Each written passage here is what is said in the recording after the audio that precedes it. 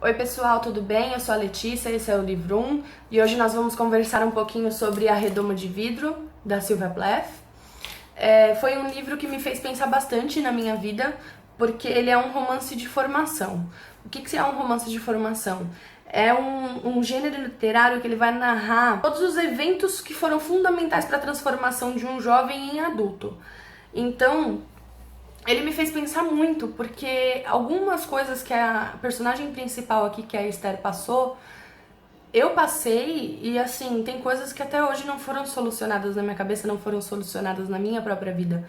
Então foi um livro que me fez refletir bastante, é um livro que vai continuar comigo aqui pra vida inteira, porque ele vai ser relido muitas e muitas vezes, quantas vezes eu precisar parar pra pensar na minha vida, eu vou reler esse livro, entendeu? Então vamos falar sobre o livro, né? A personagem principal é a Esther, ela tem 19 anos e ela, assim, tá vivendo o sonho de todos os jovens, né? Ela é bolsista de uma universidade ótima, sabe? Ela ganha vários prêmios por conta da sua produção acadêmica. E por isso ela acabou conseguindo um estágio numa revista feminina em Nova York. Esse estágio, se eu não me engano, ia durar um mês e eram várias meninas juntas, elas ficavam em um hotel que só tinham mulheres, não era permitida a entrada de homens. Só que, assim, ao contrário, né, do que todo mundo espera no começo da leitura do livro, que ela vai ser muito feliz com tudo isso que está acontecendo na vida dela, isso faz com que ela não se comova com nada do que acontece. Então ela é uma pessoa que ela não vê ainda o porquê que ela tem que passar por tudo isso.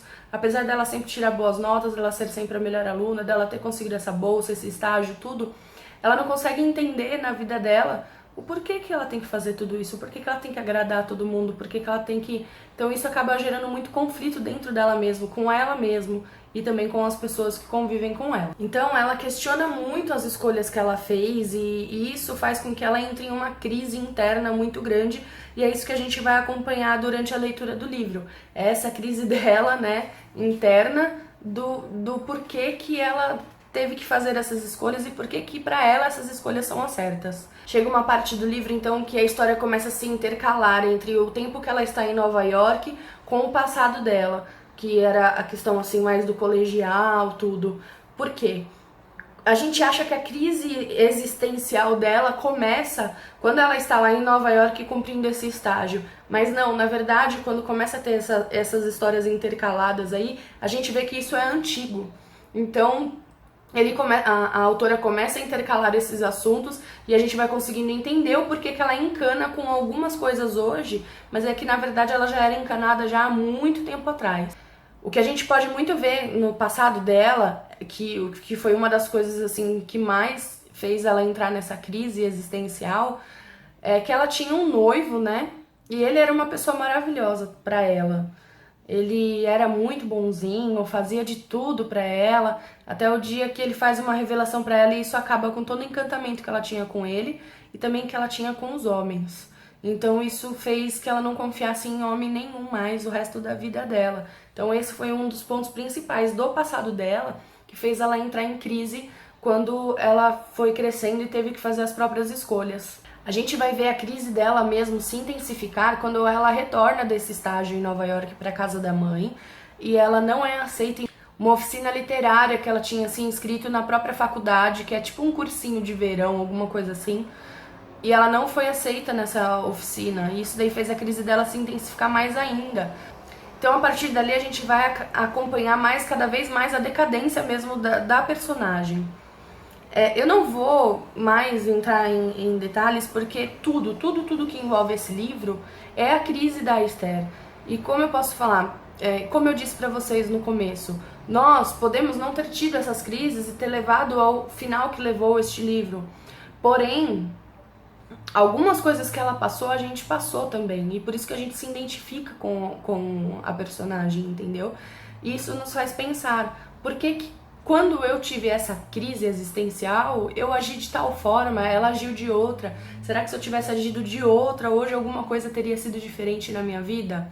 O final desse livro ele é aberto, eu não vou comentar sobre ele para não dar spoilers, mas não imaginem que o que eu comentei aqui terminou de uma forma X ou Y, tá? Porque ele é um final aberto.